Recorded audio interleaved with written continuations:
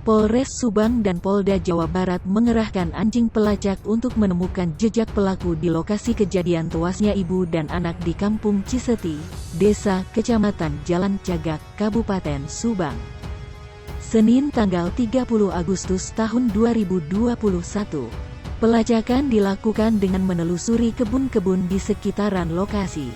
Hasil pelacakan anjing pelacak, petugas menemukan bukti baru berupa sepatu berwarna putih. Pasalnya, sepatu itu seperti bukan sepatu wanita, melainkan seperti sepatu olahraga untuk pria. Hal itu disampaikan oleh Heri Susanto, koresponden yang hadir di TKP. Hingga kini misteri siapa pemilik sepatu itu pun masih misteri. Tim kepolisian tampak mencari jejak alas kaki di sekitar rumah korban dan juga di kebun. Pasalnya, diketahui terduga pelaku pembunuhan Tuti dan Amalia Mustika itu diduga sempat kabur ke kebun dekat rumah korban.